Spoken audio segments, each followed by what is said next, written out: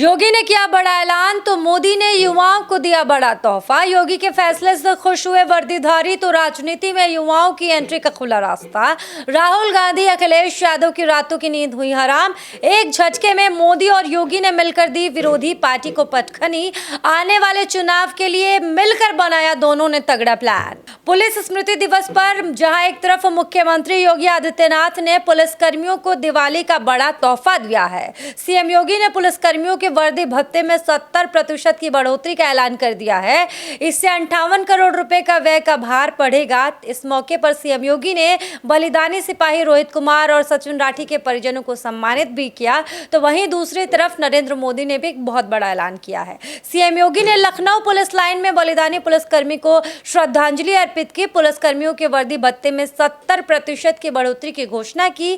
कुशल खिलाड़ियों के लिए वित्तीय सहायता की राशि 70 लाख से बढ़ाकर 10 करोड़ कर दी। पुलिस विभाग के नए बहुमंजिला आवासीय भवनों की लिफ्ट और कई रखरखाव के लिए 1380 करोड़ रुपए के कार्पस फंड की घोषणा की। बैरकों में रहने वाले पुलिस कर्मियों की आवासीय भत्ते के लिए 47 करोड़ रुपए देने की भी घोषणा की।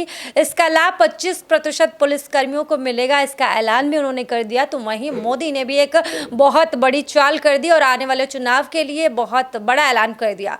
दरअसल प्रधानमंत्री नरेंद्र मोदी ने पारिवारिक राजनीति को देश का बहुत बड़ा खतरा बताते हुए कांग्रेस और समाजवादी पार्टी पर परिवारवाद और तुष्टीकरण की राजनीति करने का आरोप लगाया और कहा कि ऐसे दलों के लिए वाराणसी का विकास ना तो पहले प्राथमिकता में था और ना ही भविष्य में कभी होगा। प्रधानमंत्री नरेंद्र मोदी ने यह भी कहा कि परिवारवादी लोग कभी युवाओं को मौका देने में विश्वास नहीं करते, इसीलिए वो देश के 1 लाख ऐसे नौजवानों को राजनीति में लाएंगे जिनका परिवार राजनीति से कोई भी संबंध नहीं होगा, यानी कि उनके परिवार का राजनीति से कोई लेना देना नहीं होगा। प्रधानमंत्री ने अपने संसदीय निर्वाचन क्षेत्र वाराणसी के सिगरा स्थित स्पोर्ट्स कॉम्प्लेक्स में एक कार्यक्रम में राष्ट्र को समर्पित 6700 करोड़ रुपए की विकास परियोजनाओं का लोकार्पण करने के बाद अपने संबोधन में विपक्षी दलों कांग्रेस और सपा पर निशाना साधा। उन्होंने कहा कि दशकों बाद बनारस के विकास के लिए इतना काम एक साथ हो रहा है, वरना काशी को तो जैसे उसके हाल पर छोड़ दिया गया था। आप 10 साल पहले की स्थिति को याद करिए, बनारस को विकास के लिए तरसाया जाता था। इसके अलावा प्रधानमंत्री ने पूछा कि जिन लोगों ने उत्तर प्रदेश में लंबे समय तक सरकारें चलाई, जो लोग दिल्ली में दशकों तक सरकार में बैठे रहे, उन्होंने कभी बनारस की परवाह क्यों नहीं की। उन्होंने दावा किया कि इसका जवाब है कि परिवारवाद और तुष्टीकरण की राजनीति, कांग्रेस हो या फिर समाजवादी पार्टी, ऐसे दलों के लिए बनारस का विकास न पहले प्राथमिकता में था, ना ही भविष्य में कभी इन लोगों के लिए होगा। प्रधानमंत्री मोदी ने कहा कि आज भारत के सामने परिवारवादी राजनीति का बहुत बड़ा खतरा है और ये परिवारवादी सबसे ज्यादा नुकसान देश के युवाओं का करते हैं।